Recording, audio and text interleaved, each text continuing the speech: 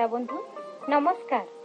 आपण मानक स्वागत जणे आरंभ करुछु आमर विशेष कार्यक्रम वेद पाठशाला। ए जगत क्षणस्थायी, स्वर्ग अनंत काल स्थायी। आपण कोन अनंत काल स्वर्ग रे रहिबाकु चाहंती? तेबे सुनंतु विशेष ओडिया कार्यक्रम वेद पाठशाला।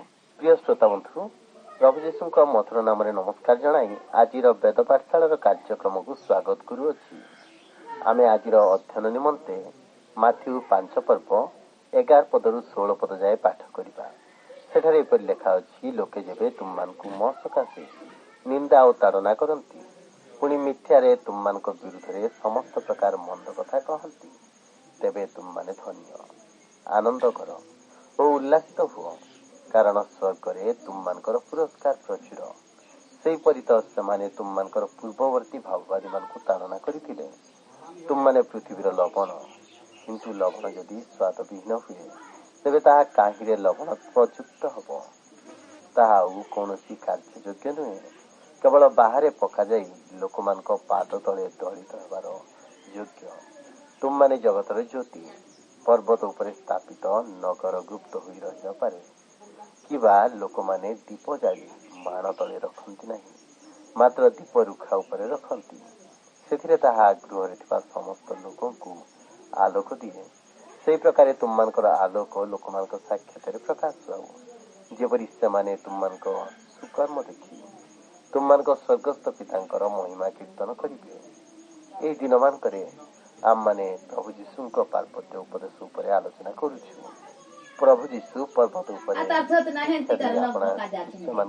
कहले, मोर वाक्य पालनकारी माने पृथ्वीर लवण अटंती ओ जगतर ज्योति, पुणी दीप रुखा उपरे रखा जाइतबा दीप एवं गुप्त होई रहि न पारिबा पर्वत उपरे स्थापित नगर तुल्य अटंती। आम मानकर गत कार्यक्रम रे आम माने शिक्षा कलु जे प्रभु जीशु पार्वत्य उपदेश रे आम मानकु एक परीक्षा मूलक आह्वान देउछंती, जोथुरु आमे आपणा आपणा आत्मिक जीवन को परीक्षा करि परिबा। स्वभाव बा गुण गुड़िक उपरे से अपना शिक्षा आरंभ कले।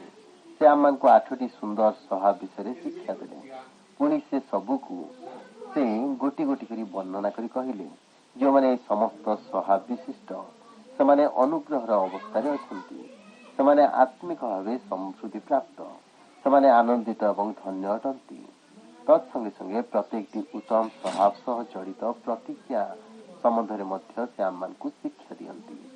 अनेक धर्मतत्वविद माने अनुभव करी कहती जे प्रभु जीशु जेतेबेले समस्त उत्तम स्वभाव विषय शिक्षा समाप्त कले, से आम मानकु ताहा कार्य विनियोग करबा निमंते कहिले। सेमाने कहती जेतेबेले आपण धर्मशास्त्र शिक्षा दियंती और धर्मशास्त्र अध्ययन करती, सेतेबेले आपण सर्वदा एही 3टी प्रश्न को सम्मुखरे रखिबे, यथा यह कौन कहे, यार अर्थ कौन एवं मो पाई एथिरे कौन शिक्षा रही, किंबा जदि आपण शिक्षा देउछंती तबे सेमान निमंते एथिरे कौन शिक्षा रही। प्रथम प्रश्न हैला यह कौन कहे, यह को आम माने निरीक्षण करिबा, सेथिरे आपण निजे कार्य संपादन करिबे वास्तव रे यह कौन कहे एवं यह कौन कहे नहीं। ए प्रश्न निमंते आपण ईश्वर को निकटरे पचारंतु, जेपरि पवित्र आत्मा आपण को ताहा चिन्हिबा निमंते और जानिबा निमंते सहाय्य करिबे। तेबे आपण बाइबल अध्ययन करिबा समय रे सेथिर निगूढ़ तत्व बुझी पारिबे। प्रथमे आपण निजको ए प्रश्न पचारंतु, यह आपण को कौन कहे। एपरि प्रश्न को आमे निरीक्षण बोली कहि परिबा। यार अर्थ कौन, ए प्रश्न को अनुवाद बोली कहा जाए। हेले एही सबु जानिबा पाई आपण को अधिक परिश्रम करी स्थिर रहिबाको हबो। ए प्रकार प्रश्न द्वारा आम माने बाइबल को यथार्थ उत्तर पाई परिबा और निज जीवन को तदनुଯାୟୀ कर्ममय जीवन रे व्यवहार करि परिबा। प्रभु जीशु 8टी उत्तम स्वभाव बा गुण विषय शिक्षा देले। पुणी 11 पदर आरंभ रे ताहा कार्यकारी करिबाकू आरंभ कले। 8टी उत्तम स्वभावर उच्चारण को लक्ष्य करंतु, ताहाला सेमाने धन्य, सेमाने धन्य। यह व्यक्तिवाचक अर्थात व्यक्ति संपर्क उपरे आधारित, जहाकू पर्सनाल बोली इंग्राजी रे कहा जाए। किंतु 11 पदरे जीशु यह कहले, लोके जेबे तुममानकु मो सकासे ନିନ୍ଦା ଓ ତାଡ଼ନା କରନ୍ତି, ପୁଣି ମିଥ୍ୟାରେ ତୁମମାନଙ୍କ ବିରୁଦ୍ଧରେ ସମସ୍ତ ପ୍ରକାର ମନ୍ଦ କଥା କହନ୍ତି, ତେବେ ତୁମମାନେ ଧନ୍ୟ। ବର୍ତ୍ତମାନ ସେ ତାହା କାର୍ଯ୍ୟକାରିତା କରି ତାଙ୍କ ଚତୁର୍ଦିଗରେ ଉପବେଶନ କରିଥିବା ଜନତାଙ୍କ ନିମନ୍ତେ ବ୍ୟକ୍ତିଗତ ରୂପ ଦେଇ କହୁଛନ୍ତି। ଅନେକ ଧର୍ମତତ୍ତ୍ୱବିତ୍ମାନଙ୍କ ମତରେ ଉତ୍ତମ ସ୍ୱଭାବ ଶିକ୍ଷାର କାର୍ଯ୍ୟକାରିତାକୁ ବୁଝାଏ, ଯାହା 11 ପଦରୁ ଆରମ୍ଭ ହୁଏ। ଜଣେ ବିଶିଷ୍ଟ ବାଇବେଲ ପାଣ୍ଡିତ୍ୟ ସେ ଏହି ଶିକ୍ଷା ଉପରେ ଏକ ପୁସ୍ତକ ଲେଖିଛନ୍ତି, ଯେଉଁ ପୁସ୍ତକକୁ ସରଳ ଭାଷାରେ ପାର୍ବତ୍ୟ ଉପଦେଶ ବୋଲି କୁହାଯାଏ। ସେ ତାଙ୍କ ପୁସ୍ତକରେ ଲେଖନ୍ତି, ପ୍ରଭୁ ଯୀଶୁଙ୍କ ଏହି ଶିକ୍ଷାକୁ ଅନୁଧ୍ୟାନ କଲେ ତାହା ଆମମାନଙ୍କୁ 3ଟି ବିଷୟ ଜଣାଏ। ପ୍ରଥମଟି ହେଲା, ଏଥିରେ ଖ୍ରୀଷ୍ଟିଆନ ହେବା ପାଇଁ ଅସ୍ଥିରତା ବା ଉଦ୍ବେଗର ଭାବ ପ୍ରକାଶ ପାଏ। ଖ୍ରୀଷ୍ଟିଆନ ହେବା ନିମନ୍ତେ ଅସ୍ଥିରତା ବା ଉଦ୍ବେଗ ଭାବର ଅର୍ଥ ହେଲା ଖ୍ରୀଷ୍ଟଙ୍କ ରାଜ୍ୟର ବଶ୍ୟତା ସ୍ୱୀକାର କରିବା। ମାଥ୍ୟୁ ଏହି ଶୈଳୀରେ ତାହା ପ୍ରକାଶ କରନ୍ତି। ଏହି ଉତ୍ତମ ସ୍ୱଭାବ ଆମମାନଙ୍କୁ ରାଜ୍ୟର ମୂଲ୍ୟ ବୁଝିବା ନିମନ୍ତେ ସାହାଯ୍ୟ କରେ। ଏଥିରେ ପ୍ରଭୁ ଯୀଶୁ ଏହା କହିବାର ବିଷୟ ନୁହେଁ, ହେ ପ୍ରଭୁ, ଆପଣ ମୋ ପାଇଁ କ'ଣ କରିବାକୁ ଚାହୁଁଛନ୍ତି। ମାତ୍ର ମାଥ୍ୟୁଙ୍କ ଉପସ୍ଥାପନ ଅନୁଯାୟୀ ପ୍ରକୃତରେ ଏହା କହିବା ବାଞ୍ଛନୀୟ ହେବ, ହେ ପ୍ରଭୁ, ଆପଣଙ୍କ ନିମନ୍ତେ କରିବା ପାଇଁ ମୋ ଠାରେ କ'ଣ କିଛି ଅଛି କି? ଦ୍ୱିତୀୟଟି, ସେ କହନ୍ତି ଯେ ଉତ୍ତମ ସ୍ୱଭାବ ଶିକ୍ଷାର ବିଶେଷତ୍ୱ ହେଲା ଏଥିରେ ଖ୍ରୀଷ୍ଟିଆନ ହେବାର ଚରିତ୍ର ଜଡ଼ିତ ଅଟେ। ସେ କହନ୍ତି, ବିଭିନ୍ନ ସମସ୍ୟା ଘେର ମଧ୍ୟରେ ପର୍ବତ ପାଦଦେଶରେ ଉପସ୍ଥିତ ମହାଜନତା କୌଣସି ଧର୍ମୀୟ କଥାବାର୍ତ୍ତା ଚାହୁଁନଥିଲେ। ସେମାନଙ୍କର ଆବଶ୍ୟକତା ନଥିଲା କୌଣସି ଈଶ୍ୱର ତତ୍ତ୍ୱ ବୁଝିବା ନିମନ୍ତେ, କିନ୍ତୁ ସେମାନଙ୍କର ଆବଶ୍ୟକତା ଥିଲା ଯେଉଁମାନେ ବାସ୍ତବବାଦୀ ଲୋକ ଅଟନ୍ତି ତାହା ଦେଖିବା, ପୁଣି ଖ୍ରୀଷ୍ଟିଆନ ଗୁଣ ବା ଚରିତ୍ର ବିଶିଷ୍ଟ ବ୍ୟକ୍ତିମାନଙ୍କୁ ଦେଖିବା ଏବଂ ସେଇମାନଙ୍କୁ ଯେଉଁମାନଙ୍କର ସ୍ୱଭାବ ଖ୍ରୀଷ୍ଟଙ୍କ ତୁଲ୍ୟ ସେମାନଙ୍କୁ ଦେଖି ସେମାନଙ୍କ ଜୀବନ ଦ୍ୱାରା ପରିବର୍ତ୍ତିତ ହେବା। ଖ୍ରୀଷ୍ଟିଆନ ଶବ୍ଦଟି ଏକ କୌତୂହଳପୂର୍ଣ୍ଣ ଶବ୍ଦ ଅଟେ। ଆକ୍ଷରିକ ଭାବେ ଏହାର ଅର୍ଥ ହେଲା ଖ୍ରୀଷ୍ଟଙ୍କ ତୁଲ୍ୟ ହେବା ଅବା ଏକ କ୍ଷୁଦ୍ର ଖ୍ରୀଷ୍ଟ। ଏହା ବାଇବେଲରେ କେବଳ 3ଟି ସ୍ଥାନରେ ଦେଖିବାକୁ ମିଳେ। ଏହି ଶବ୍ଦକୁ ଖ୍ରୀଷ୍ଟଙ୍କ ଅନୁକାରୀମାନଙ୍କ ନିମନ୍ତେ ବ୍ୟବହାର କରାଯାଇଅଛି। ପୁଣି ଅବିଶ୍ୱାସୀମାନେ ଏହା କହିଛନ୍ତି, ତୁମେ କ'ଣ ଜାଣ? ଏହି ଲୋକମାନେ ଖ୍ରୀଷ୍ଟଙ୍କ ତୁଲ୍ୟ ଅଟନ୍ତି। ଏହା ହିଁ ପ୍ରକୃତରେ ଖ୍ରୀଷ୍ଟିଆନ ଶବ୍ଦର ଅର୍ଥ ଅଟେ। ଏହି ଶବ୍ଦ ଜଣେ ବିଶ୍ୱାସୀଙ୍କ ଦ୍ୱାରା କେବଳ ଥରେ ମାତ୍ର ବ୍ୟବହାର କରାଯାଇଅଛି। ପିତର ଆପଣା ପତ୍ରରେ ଲେଖନ୍ତି, ଯଦି କେହି ଖ୍ରୀଷ୍ଟିଆନ ହେବାରୁ ଦଣ୍ଡ ଭୋଗ କରେ, ଏହା ଏକ ଆହ୍ୱାନ ଅଟେ। ଏଥିର ମର୍ମ ହେଲା ଖ୍ରୀଷ୍ଟଙ୍କ ଅନୁଗମନ ପାଇଁ ଆମମାନେ କି ପ୍ରକାର ଦଣ୍ଡ ବା ନିନ୍ଦା ପାଇବାର ଅପେକ୍ଷା କରିପାରୁ। ପ୍ରଭୁ ଯୀଶୁ କାହାକୁ ଖ୍ରୀଷ୍ଟିଆନ ବୋଲି ଡାକି ନାହାନ୍ତି କିମ୍ବା ସେ କାହାକୁ ଖ୍ରୀଷ୍ଟିଆନ ହେବା ନିମନ୍ତେ କଦାପି କହିନାହାନ୍ତି। ପ୍ରେରିତ ପାଉଲ କାହାକୁ କଦାପି ଖ୍ରୀଷ୍ଟିଆନ ହେବା ନିମନ୍ତେ ଡାକି ନଥିଲେ କିମ୍ବା କାହାକୁ ସେ କେବେ ହେଲେ ଖ୍ରୀଷ୍ଟିଆନ ହେବା ପାଇଁ କହିନାହାନ୍ତି। ଯୀଶୁ ବିଶ୍ୱାସୀ ଶବ୍ଦକୁ ବ୍ୟବହାର କରିଥିଲେ। ସେ ଲୋକମାନଙ୍କୁ ବିଶ୍ୱାସ କରିବା ନିମନ୍ତେ କହିଥିଲେ। ତାଙ୍କ ପସନ୍ଦିଆ ଶବ୍ଦ ଥିଲା ଶିଷ୍ୟ। ଏହା ଏକ ସୁନ୍ଦର ଶବ୍ଦ ଅଟେ। ମଧ୍ୟ ସେ ପ୍ରେରିତ ଶବ୍ଦକୁ ବ୍ୟବହାର କରିଛନ୍ତି। ପ୍ରଭୁ ଯୀଶୁ ନିଜର ଅନେକ ଶିଷ୍ୟମାନଙ୍କ ମଧ୍ୟରୁ 12 ଜଣଙ୍କୁ ପ୍ରେରିତ ଭାବେ ନିଯୁକ୍ତ କଲେ, ଯାହାର ଅର୍ଥ ବାହାରକୁ ପଠାଇବା। ଏହି ଶବ୍ଦର ତାତ୍ପର୍ଯ୍ୟ ଅଟେ ସ୍ୱତନ୍ତ୍ର କରିବା ବା ପଠାଇବା। ଆଜି ଆମମାନଙ୍କୁ ପଠାଯାଇଅଛି ଯେପରି ଆମମାନେ ପ୍ରଭୁଙ୍କ ବାକ୍ୟ ପ୍ରଚାର କରିବା। ସଂସ୍କୃତି ଉପରେ ଖ୍ରୀଷ୍ଟିଆନ ସ୍ୱଭାବ ବା ଚରିତ୍ର କି ପ୍ରକାର ପ୍ରଭାବ ପକାଇବ, ତହିଁର ଗୁରୁତ୍ୱପୂର୍ଣ୍ଣତା ଏଥିରେ ଜଡ଼ିତ ଅଟେ। ସଂସ୍କୃତି କହିଲେ କ'ଣ? ଆଜି ଆମମାନେ ସଂସ୍କୃତି ଶବ୍ଦକୁ ବହୁ ମାତ୍ରାରେ ବ୍ୟବହାର କରୁଅଛୁ। ଜଣେ ଏପରି କହନ୍ତି, ଆମେ ଯେଉଁ ଶୈଳୀରେ ବା ଯେଉଁ ପ୍ରକାରେ ବିଷୟ ସବୁକୁ କରିଥାଉ ତାକୁ ସଂସ୍କୃତି କୁହାଯାଏ। ଟିକିଏ ଚିନ୍ତା କରନ୍ତୁ, ଯେତେବେଳେ ମିଶନାରୀମାନଙ୍କୁ ବିଦେଶ ପଠାଯାଉଥିଲା, ସେମାନଙ୍କୁ କୁହାଯାଉଥିଲା ଯେ ସେମାନେ ସେହି ଦେଶବାସୀଙ୍କର ସଂସ୍କୃତିକୁ ବା ପରମ୍ପରାକୁ ପ୍ରଥମେ ଶିକ୍ଷା କରିବେ, ଯାହାଫଳରେ ସେମାନେ ଗ୍ରହଣୀୟ ହେବେ ଓ ସେମାନଙ୍କ ସଂସ୍କୃତି ଯେପରି ସେହିପରି କାର୍ଯ୍ୟ କରିବେ। ତେଣୁ ପ୍ରଚାରକମାନେ ପ୍ରଥମେ ସେମାନଙ୍କ ସଂସ୍କୃତିକୁ ଶିକ୍ଷା କରୁଥିଲେ। କିନ୍ତୁ ଆମମାନଙ୍କୁ ସ୍ମରଣରେ ରଖିବାକୁ ହେବ ଯେ ଯୀଶୁ ଏହି ଜଗତକୁ ସଂସ୍କୃତିର ଅମୂଳ ପରିବର୍ତ୍ତନ କରିବାକୁ ଆସିଥିଲେ। ତାଙ୍କର ଯୋଜନା ଓ ପରିକଳ୍ପନା ଥିଲା ଲୋକମାନଙ୍କ ହୃଦୟରେ ପରିବର୍ତ୍ତନ ଆଣିବା ନିମନ୍ତେ।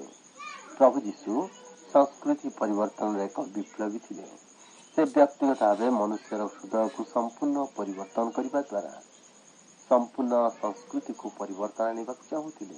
तेणु से कहले जदि तुम्हें ये 8टी उत्तम स्वभाव विशिष्ट शिक्षा को बुझीपर तेबे तुम्हें पृथ्वीर लवण हम एवं तुम्हें जगतर ज्योति हो पार। दिने जड़े महान मिशनरी कहले तुम्हें जान विश्वासर महान शत्रु संस्कृति अटे। प्रभु जीशु से 5 पर्व 13 पदरु 16 पदरे 4टी दृष्टांत दे कहते से कहले तुम माने पृथ्वीर लवण, तुम माने जगतर ज्योति, तुम माने पर्वत उपरे स्थापित से नगर तुल्य जहाँ गुप्त हुई रही न पारे एवं तुम माने दीपरुखा उपरे रखा जाइथिबा दीप अट। जदि आपण से सुंदर 8टी स्वभाव को बुझीपारुछंती तेबे आपण वास्तव में पृथ्वीर लवण अटंती। आपण लक्ष्य करि पारुथिबे जे लवणर कार्य कौन, लवण कौन करे। लवण सबुथिरे मिलई जाए, लवण समस्त सहित मिलई जाए और लवण अन्य मान को नष्ट हेबारु रक्षा करे। जदि आमे वास्तव में लवण अटू आमे अन्य मान को नष्ट हेबारु रक्षा करि परिबा। प्रभु जीशु से उद्देश्य रे आपन को मते ए जगत रे स्थापन करिसंती।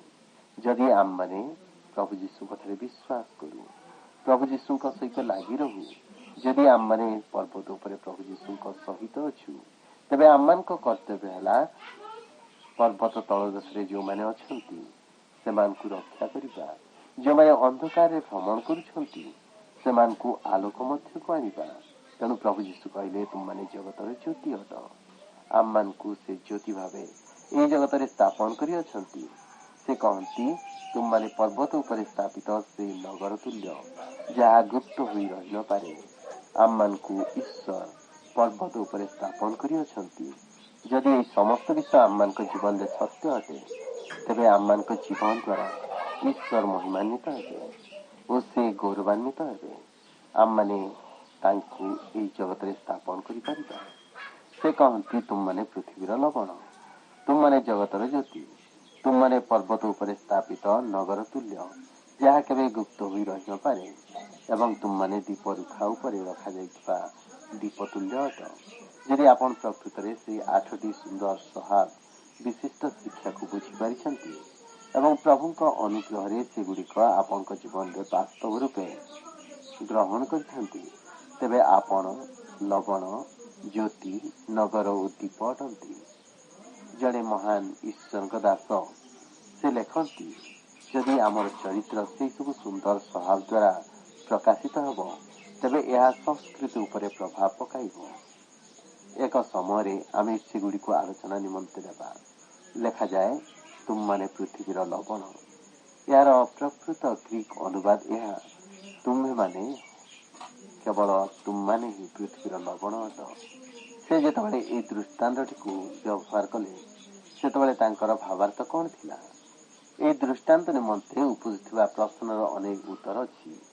के हुए तो कहि पारंती सेमानकर फ्रिज नथिला तेणु से माने मांसरे लुण मखाई संरक्षण करि रखुथिले। माछ पाई मध्य से माने ताहा करुथिले। एभली माध्यमरे से माने माछ मांस को दीर्घ समय जाए संरक्षण करि पारुथिले।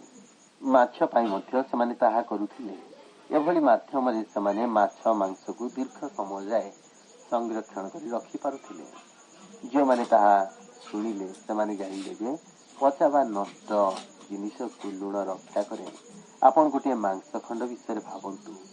पाश्चात्य देशर गाई चराइबा बालक माने या किपरि व्यवहार करुथिले। या किछि नुहे किंतु जो मांसरे लुण मखा जाई अनेक समय रखा जाए ताकू संरक्षण करा जाए। हुए तो प्रभु जीशु से अर्थरे ताकू व्यवहार करथिले। से कहिबाकू चाहूथिले जे तुम माने ए लोकमानक निमंते तद्रूप अट। तुमे सेमानकू नष्ट हेबारु रक्षा करि पार। से उक्ति को आपना शिष्य मानक निमंते एवं जगतर जो लोक माने ए पर्यंत सुसमाचार शुणी नाहंती सेमानक निमंते कहउछंती। तांको उक्तिर भावार्थ हैला पृथ्वी पचि जाउछि, नष्ट होई जाउछि, ता मांस सदृश। से मांस जहा देहरे लुण लगा जाई अछि से पचिब नाही। तापरे से आपना शिष्य मानक संबंधरे कहंती तुम माने केवल तुम्हें माने ही सेई संरक्षणर भाव को प्रकाश करिपार विनष्ट ओ फसी जाउଥିବା ଲୋକମାନଙ୍କୁ ରକ୍ଷା କରିପାର। ତାଙ୍କ ଦୃଷ୍ଟାନ୍ତ ରେ ସେ ଏହି ଶିକ୍ଷା ଦିଅନ୍ତି। ପର୍ବତ ପାଦଦେଶରେ ଥିବା ଲୋକ ସମୂହ ମାନଙ୍କ ପ୍ରତି ଦୃଷ୍ଟିପାତ କର। ସେମାନେ ନଷ୍ଟକଳ୍ପ ଅଟନ୍ତି, ସେମାନଙ୍କୁ ରକ୍ଷା କରିବାକୁ ହବ।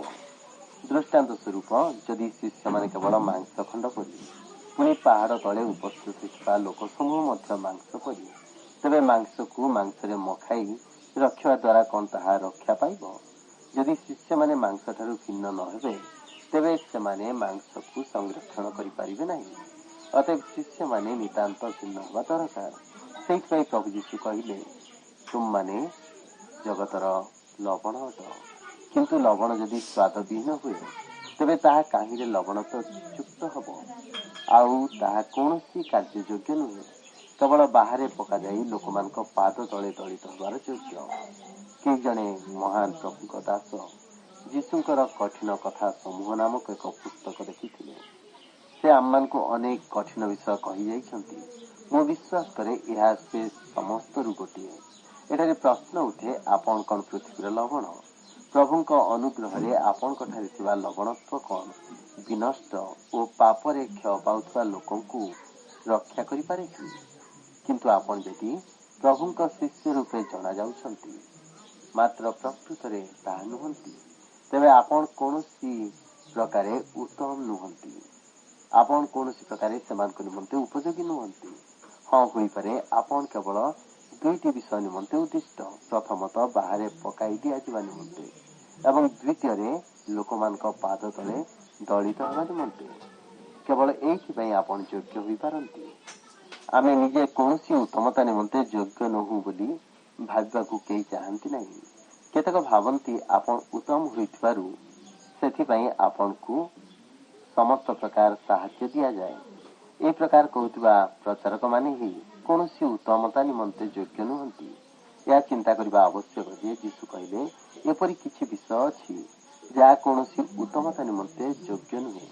ଯଦି ଆପଣ ଲବଣ ଅଟନ୍ତି, କିନ୍ତୁ ଆପଣଙ୍କଠାରେ ଲବଣତ୍ୱ ନାହିଁ, ତେବେ ଲବଣ ଅର୍ଥାତ୍ ଆପଣ କୌଣସି କାର୍ଯ୍ୟ ଯୋଗ୍ୟ ନୁହନ୍ତି।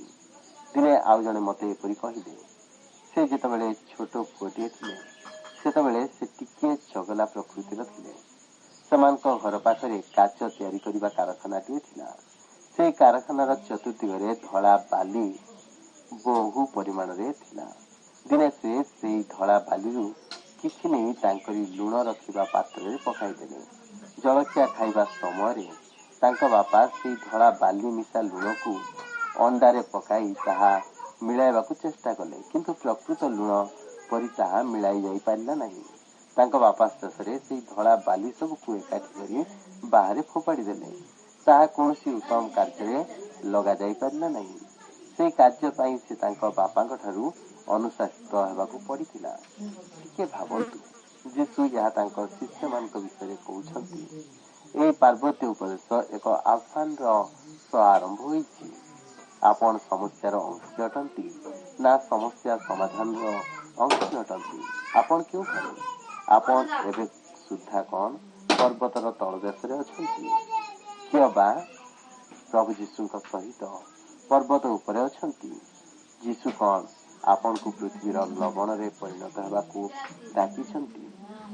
ଯଦି ଆପଣ ସେହି ଶିକ୍ଷାର ସାରାଂଶକୁ ବୁଝିଅଛନ୍ତି, ତେବେ ଆପଣଙ୍କୁ ଏହି ସମସ୍ତ ଆହ୍ୱାନର ସମ୍ମୁଖୀନ ହେବାକୁ ହେବ।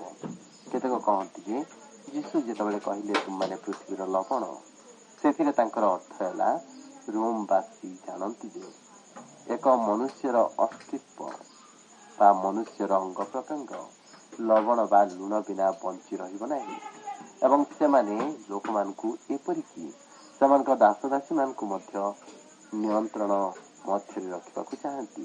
ତେଣୁ ସେମାନେ ଆପଣା ଦାସଦାସୀମାନଙ୍କୁ ଲୁଣର ଏକ ଘନାକୃତ ବସ୍ତୁ ବେତନ ଦେଉଥିଲେ। ସେଇଠାରୁ ହିଁ ଆମେ ବେତନ ଶବ୍ଦ ପାଉ। ବେତନ ଶବ୍ଦଟି ଦୁଇଟି ଶବ୍ଦରୁ ଆସିଅଛି, ସଲ୍ଟ ମନି ବା ଯାହାକୁ ଆମେ ଲବଣ ବା ଲୁଣ ଟଙ୍କା ବୋଲି କହିବା। ଆପଣ କ'ଣ କେବେ ଏପରି କୁହାଯିବାର ଶୁଣିଛନ୍ତି କି ସେ ପୁରୁଷ କିମ୍ବା ସ୍ତ୍ରୀ ଲବଣର ଯୋଗ୍ୟ ନୁହନ୍ତି? ଏହି ପ୍ରକାର ବାକ୍ୟ ରୋମିଓମାନଙ୍କ ପରମ୍ପରାକୁ ସ୍ମରଣରେ ଆଣିଦିଏ। जदि ताहा यीशुଙ୍କର अर्थ ହୋଇଥାଏ ତେବେ ସେ ଏହା ଆପଣା ଶିଷ୍ୟମାନଙ୍କ ସମ୍ବନ୍ଧରେ ଓ ପର୍ବତ ତଳଦେଶରେ ଉପସ୍ଥିତ ଥିବା ଲୋକମାନଙ୍କ ସମ୍ବନ୍ଧରେ କିମ୍ବା ଜଗତର ଲୋକମାନଙ୍କ ସମ୍ବନ୍ଧରେ କହୁଛନ୍ତି।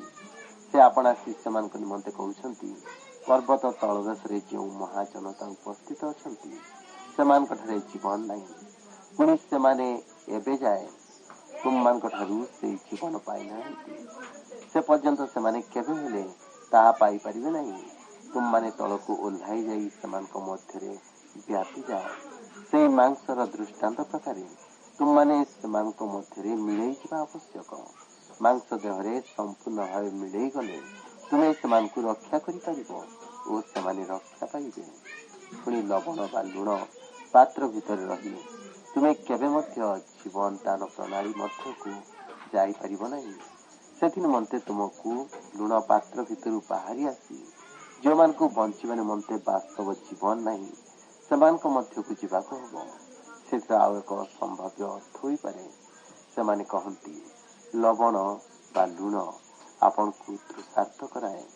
ହୋଇପାରେ ଆପଣ ଯଦି ଏକ ଲୁଣି ବିଶ୍ୱାସୀ, ତେବେ ପ୍ରଭୁ ଯୀଶୁଙ୍କ ନିମନ୍ତେ ଆପଣ ତୃଷାର୍ତ୍ତ ଅଟନ୍ତି। ଆପଣ ପ୍ରଭୁ ଯୀଶୁଙ୍କ ନିକଟବର୍ତ୍ତୀ ହୋଇପାରିବେ। ଆମେ ଏହା ମଧ୍ୟ କହିପାରିବା ଯେ ଯାହା ମୁଁ ବ୍ୟକ୍ତିଗତ ଭାବେ ବିଶ୍ୱାସ କରେ, ସମ୍ଭବତଃ ଏହି ଦୁଇଟି ମଧ୍ୟରୁ ଗୋଟିଏ କିମ୍ବା ହୋଇପାରେ ଦୁଇଟି ଯାକ ଅର୍ଥପୂର୍ଣ୍ଣ ଅଟେ। ତୁମମାନେ ଜୀବନଦାୟକ ପ୍ରବାହ ଅଟ। ପ୍ରଭୁ ଯେ ପ୍ରକାର ଚାହାନ୍ତି ସେମାନଙ୍କଠାରେ ବୋଧ ହୁଏ ସେହି ଧରଣର ଜୀବନ ନାହିଁ।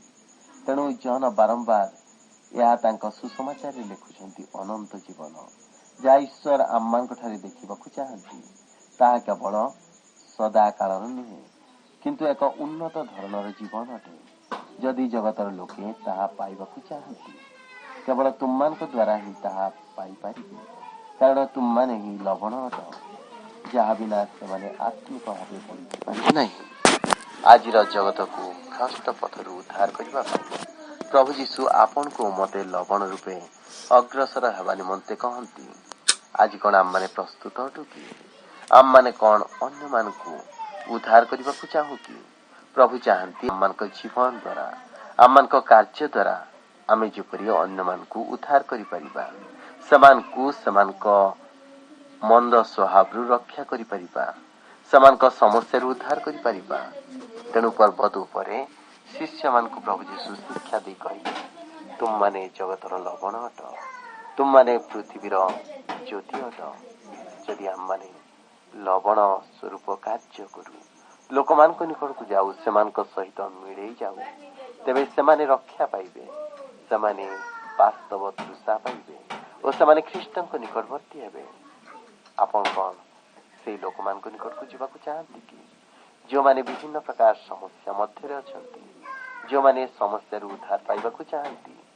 ଯଦି ଆପଣ ସେମାନଙ୍କ ନିକଟକୁ ଯିବେ, ତେବେ ସେମାନେ ଉଦ୍ଧାର ପାଇବେ। ପ୍ରଭୁ ଯୀଶୁ କହିଲେ, ଯଦି ଲବଣ ସ୍ୱାଦବିହୀନ ହୁଏ, ନିଜ ଲବଣତ୍ୱ ହରାଏ, ତେବେ ତାହା କେଉଁଥିରେ ଯୋଗ୍ୟ ନୁହେଁ। ତାହା କେବଳ ବାହାରେ ପକାଯାଏ ଓ ଲୋକମାନଙ୍କ ପାଦ ତଳେ ଦଳିତ ହୁଏ। ଯଦି ଆମମାନଙ୍କ ଜୀବନରେ ଖ୍ରୀଷ୍ଟଙ୍କ ସ୍ୱାଦ ନାହିଁ, ତେବେ ଆମମାନେ କୌଣସି ପ୍ରକାରେ ଯୋଗ୍ୟ ହେବା ନୁହଁ। ଈଶ୍ୱର ଆମମାନଙ୍କୁ ବ୍ୟବହାର କରିବେ ନାହିଁ। ତେଣୁ ଖ୍ରୀଷ୍ଟଙ୍କୁ ନିଜ ଜୀବନରେ ଧାରଣ କରିବା ଦ୍ୱାରା ଆମେ ଖ୍ରୀଷ୍ଟଙ୍କ ସ୍ୱାଦ ନିଜ ଜୀବନରେ ପାଇପାରିବା। ଫଳରେ ଅନ୍ୟମାନେ ଖ୍ରୀଷ୍ଟଙ୍କ ନିକଟକୁ ଆସିବେ। ଯଦି ଆପଣ ଏ ସମ୍ପର୍କରେ ଅଧିକ ଜାଣିବାକୁ ଚାହାନ୍ତି, ତେବେ ଆମ ନିକଟକୁ ପତ୍ର ଲେଖନ୍ତୁ। ଆମେ ଆପଣଙ୍କ ନିକଟକୁ ବାଇବେଲ ସମ୍ବନ୍ଧୀୟ ଟିପ୍ପଣୀ ପୁସ୍ତକ ପଠାଇବୁ। ପ୍ରଭୁ ଆମ ପ୍ରତ୍ୟେକଙ୍କୁ ଏହି ବାକ୍ୟ ଦ୍ୱାରା ଆଶୀର୍ବାଦ କରନ୍ତୁ। ଶୁଣିଲେ ଆଜିର କାର୍ଯ୍ୟକ୍ରମଟି ଆପଣଙ୍କୁ କିପରି ଲାଗିଲା ଆମକୁ ଚିଠି ଲେଖି ଜଣାଇବେ। ଯଦି ଆପଣ ଏହି କାର୍ଯ୍ୟକ୍ରମ ଦ୍ୱାରା ସ୍ୱର୍ଗୀୟ ଶାନ୍ତି ଓ ଆଶୀର୍ବାଦ ଲାଭ କରିବାକୁ ଚାହାନ୍ତି ଓ ଏହି ଶିକ୍ଷାକୁ ବାଇବଲ ଟିପ୍ପଣୀ ପୁସ୍ତକ ମାଧ୍ୟମରେ ପାଇବାକୁ ଚାହାନ୍ତି, ତେବେ ଆମ ନିକଟକୁ ପତ୍ର ଲେଖନ୍ତୁ। ଆମେ ବିନା ମୂଲ୍ୟରେ ତାହା ଆପଣଙ୍କୁ ଯୋଗାଇ ଦେବୁ। ଆମର ଠିକଣାଟି ହେଲା ବେଦ ପାଠଶାଳା, ପୋଷ୍ଟ ବକ୍ସ ନମ୍ବର 33, ଭୁବନେଶ୍ୱର 751001। ଏହାଛଡ଼ା ଇମେଲ ଦ୍ୱାରା ମଧ୍ୟ ଆପଣ ଆମ ସହିତ ଯୋଗାଯୋଗ କରିପାରନ୍ତି। ଆମର ଇମେଲ ଠିକଣାଟି ହେଲା oriavp@radio882.com। ତେବେ ଆଜି ପାଇଁ ବିଦାୟ ଦିଅନ୍ତୁ। ନମସ୍କାର।